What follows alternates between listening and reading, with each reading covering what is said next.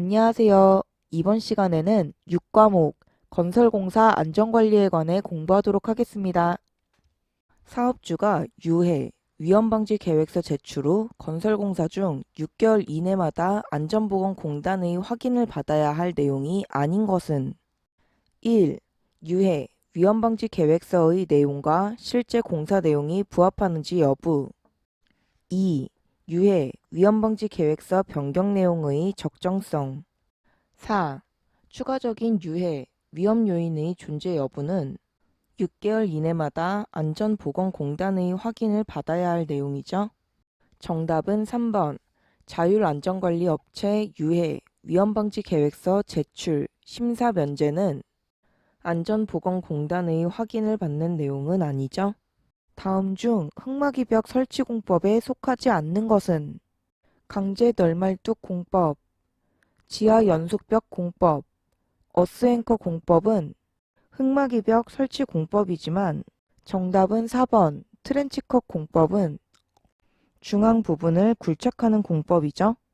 다음 중 차량계 건설기계에 속하지 않는 것은 불도저, 스크레이퍼, 항타기는 차량계 건설기계이지만 정답은 3번 타워크레인은 양중기의 종류죠.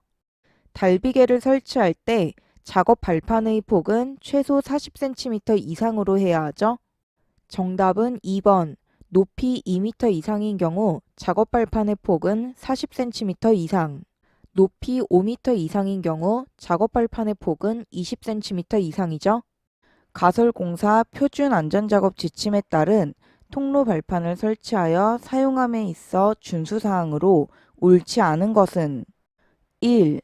추락의 위험이 있는 곳에는 안전난간이나 철책을 설치해야 하죠. 2.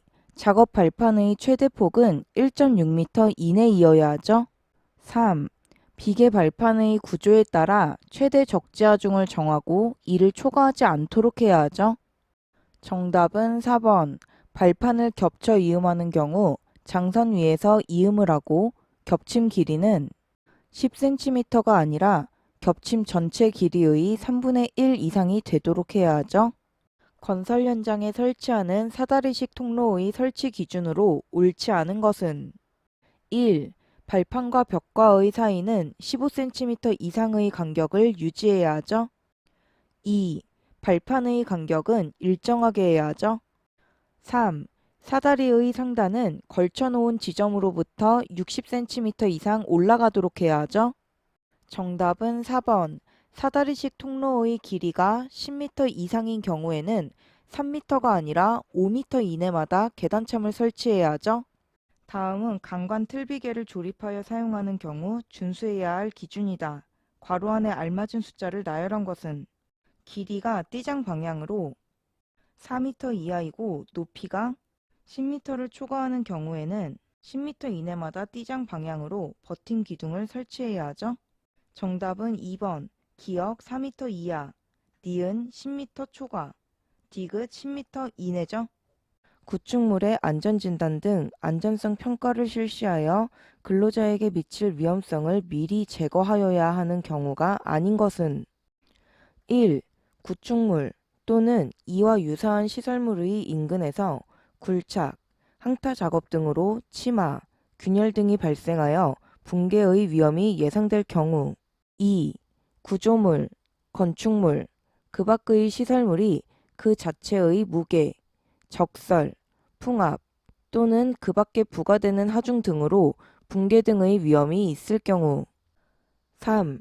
화재 등으로 구축물 또는 이와 유사한 시설물의 내력이 심하게 저하되었을 경우는 안전성 평가를 실시하여 위험성을 미리 제거하여야 하죠. 정답은 4번. 구축물의 구조체가 안전축으로 설계된 경우는 안전하게 설계되고 시공되었으면 안전성 평가는 필요 없겠죠? 터널 지보공을 조립하는 경우에는 미리 그 구조를 검토한 후 조립도를 작성하고 그 조립도에 따라 조립하도록 하여야 하는데 이 조립도에 명시하여야 할 사항과 가장 거리가 먼 것은 이음 방법, 단면 규격, 재료의 재질은 조립도에 명시하여야 할 사항이지만 정답은 4번. 재료의 구입처는 조립도의 표기사항은 아니죠? 철골 구조의 앵커볼트 매립과 관련된 준수사항 중 옳지 않은 것은? 정답은 1번. 기둥 중심은 기준선 및 인접기둥의 중심에서 3mm가 아니라 5mm 이상 벗어나지 않아야 하죠. 2. 앵커볼트는 매립 후에 수정하지 않도록 설치해야 하죠. 3. 베이스 플레이트의 하단은 기준 높이 및 인접기둥의 높이에서 3mm 이상 벗어나지 않아야 하죠. 4. 앵커볼트는 기둥 중심에서 2mm 이상 벗어나지 않아야 하죠.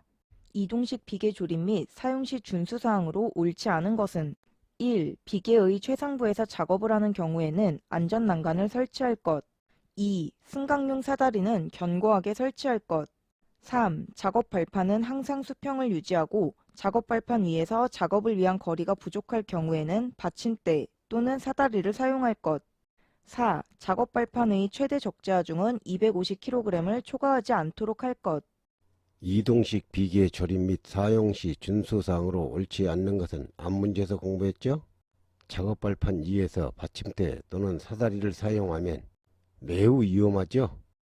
절대 사용하면 안 되죠? 그렇죠? 토사 붕괴에 따른 재해를 방지하기 위한 흙막이 지보공 부재로 옳지 않은 것은? 흙막이 판, 말뚝, 띠장은 흙막이 지보공 부재이지만 정답은 3번. 턴버클은 와이어 등을 죄는 데 사용하는 부품이죠. 흙막이 지보공을 설치하였을 경우 정기적으로 점검하고 이상을 발견하면 즉시 보수하여야 하는 사항과 가장 거리가 먼 것은? 부재의 접속부, 부착부 및 교차부의 상태, 버팀대의 기납의 정도, 부재의 손상, 변형, 부식, 변이 및 탈락의 유무와 상태는 정기점검에서 이상을 발견하면 즉시 보수해야 하는 사항이죠. 정답은 4번. 지표수의 흐름 상태는 굴착 작업 시 사전 조사 사항이죠.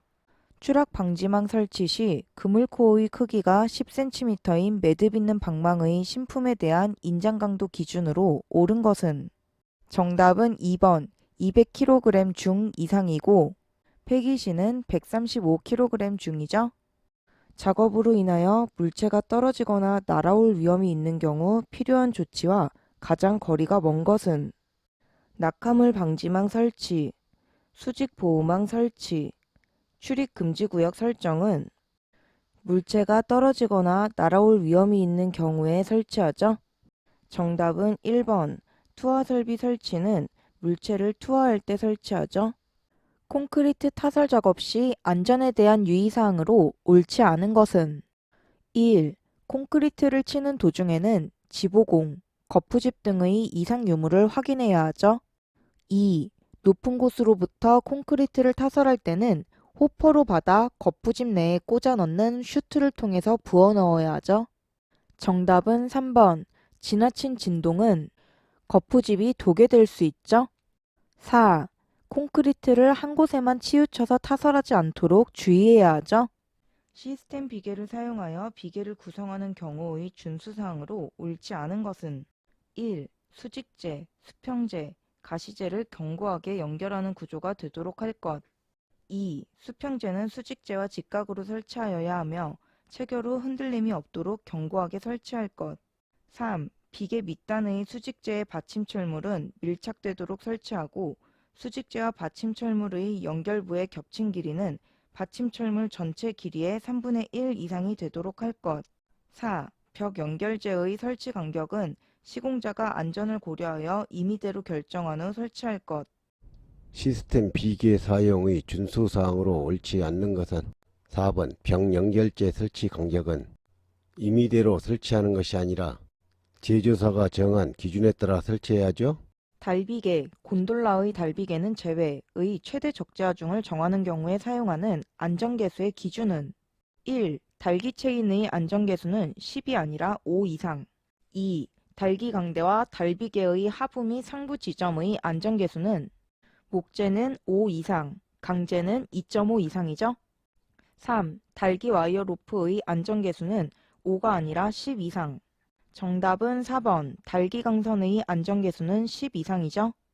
거푸집 동바리의 침하를 방지하기 위한 직접적인 조치로 옳지 않은 것은 깔목의 사용, 콘크리트의 타설, 말뚝박기는 침하 방지의 직접적인 조치이지만 정답은 1번 수평 연결재 사용은 거푸집 동바리 좌굴 방지를 위해 사용하죠.